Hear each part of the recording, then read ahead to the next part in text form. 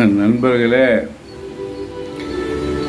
ஒரு நிச்சயதார்த்த நிகழ்ச்சிக்கு சென்றிருந்தேன்.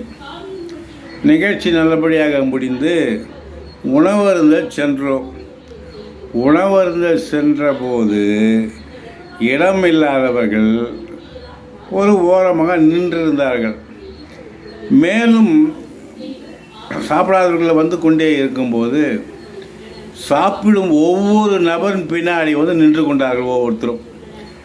அதில் அக்கா நீ அங்கே உட்காந்துக்கோ, மாமா இங்கே உட்காந்துக்கோ, நான் உனக்கு இடம் பிடிச்சிக்கிறேன், நான் எழுந்துட்டார் சாப்பிட போகிறார் இப்படின்னு சாப்பிட்றவங்கள ரொம்ப சங்கடப்படுத்தி சாப்பிட விடாத பண்ணி அரை சாப்பாடோடு இப்போ விலையை மூடிட்டு வந்துட்டார். என் பசியும் ஆறலை, உணவும் வீணாக போச்சு.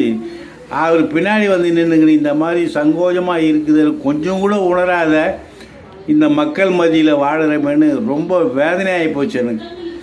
இதை விட ஒரு சாப்பாட்டு அறையில் சாப்பாடை போட்டு அந்த இடம் முழுக்க நிரம்பிது விட்டால் கதவை சாத்திடுங்க. இங்கே இருந்து எல்லோரும் அனைவரும் திருப்தியாக சாப்பிட்டு உங்களை வாழ்த்திட்டு வெளியே போனதுக்கப்புறம் அடுத்த பந்திக்கு ஆளை விடுங்க. இல்லையா பஃபே டைப்பு வைங்க. உணவை வீணாக்காமல் சாப்பிடுவதற்கு அதுவும் சிறந்த வழி. அதிலும் சில பேர் ஆசைப்பட்டு மொத்தத்தையும் வாரிக்கிட்டு சாப்பிடாம போகிறதையும் பார்க்குறோம். உணவை ரொம்ப வீணடிக்கிறாங்க. மனசு கஷ்டமாக இருக்குது. இதை கொஞ்சம் கவனத்தில் கொண்டு அனைவரும் சந்தித்திருப்பார்கள். இந்த நான் சொல்லும் செய்தியை அனுபவித்திருப்பார்கள். பின்னாடி வந்து நின்று சாப்பிட முடியாமல். இதை விட பிரியாணி போட்டாங்கன்னா அதை விட கொடுமை.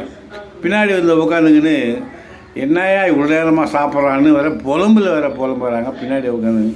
நானும் பல்லு இல்லாதவன், சீக்கிரமாக சாப்பிட்டு எழுந்திருக்க முடியாது. இந்த வேதனையாலேயே அரை சாப்பாடு சாப்பிட்டுட்டு வீணடிச்சிட்டு வருது. மனசு இப்படி இல்லை வேதனை அந்த அளவுக்கு இருக்குது. மக்கள் இதை உணர வேண்டும் என்று கேட்டுக்கொண்டு இது நடாமல் பார்த்து கொள்ள வேண்டும் என்று நாம தான் முடிவெடுக்க வேண்டும். நன்றி. வேதனையுடன் சொல்லும் கலைமணி.